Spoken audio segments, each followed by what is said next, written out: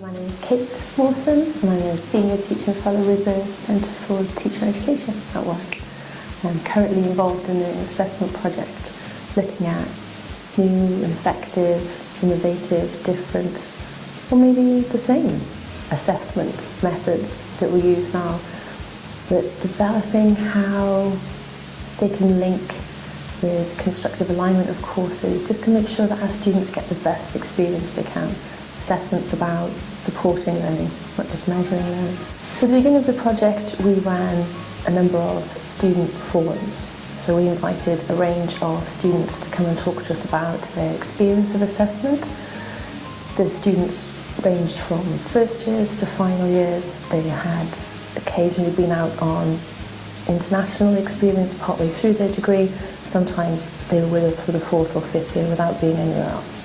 They spoke confidently, they spoke effectively, and they spoke with real clarity about what it was they needed assessment to do for them. They appreciate the rigour, they are not looking for easier assessments, but they do really understand constructive alignment. They can see how effective assessment fits into their course. They appreciate a well thought out assessment, an assessment that gives them the opportunity to develop, not just academically, but also in ways which will help them in their career. So of the 5 or 6 forums that we did, mostly the feedback from students was they get a really good experience here, but there is probably some work to do. They could talk with enthusiasm, and it was very easy for them to identify real pockets of excellence. They spoke at length about members of staff, about modules, about departments who really understand that assessment is about supporting their learning, not just measuring their outcome. Just because new assessments are different doesn't mean they are not as difficult. But there are some difficult questions we need to ask. Do the assessment methods we use currently provide the most challenge? Are the assessment methods that we traditionally go to as our first choices the right and most effective methods? They are difficult questions. We don't always like the answers sometimes, but it is about making sure that our assessment matches our values for our course, our discipline-specific requirements. And it may be that the new or the different assessment methods are far better matched to the assessments we currently use. So when you're looking to change an assessment method, there are a couple of things that you need to keep in real clear focus. What is my time scale? Is the time scale of the assessment going to be effective for the students in order to feed forward into their learning? Because if all I'm doing is putting an assessment at the end, I'm just measuring how far they've come without giving them any support. So what I like to think of when you first look at altering the assessment that you choose is, what's my time scale? Can I repeat this at some point during the module, the course? Is there opportunity for students to improve?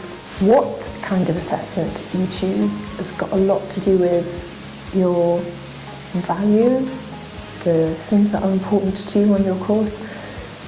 For example, part of the course I currently teach is very much about being reflective and being a reflective practitioner and being able to critically reflect on the choices that you've made. So part of our assessment at the moment is reflective journals and e-portfolios. They create opportunities for our students to effectively look at the progress they've made. They do it regularly. It harnesses technology in order to make it as easy for them as possible. They can do it in real time, and they can do it throughout the course. An essay wouldn't have given them those opportunities. And when you are looking at designing a new assessment, it is about spotting the opportunity for development. A teacher that I had said to me once that if you ever think something's 100% right, then you're missing something. And it's probably not in my mind to drive towards getting 100% right. But what is important is that you're not happy that you're missing something. And while we continually try to improve and develop, we should identify everything that we're doing well right now And there is loads of great and effective assessment going on right now, and then continually develop that while we are engaged in continually moving forward and continually working on the excellent practice that's already here. Being right, probably not as important as being prepared to keep changing.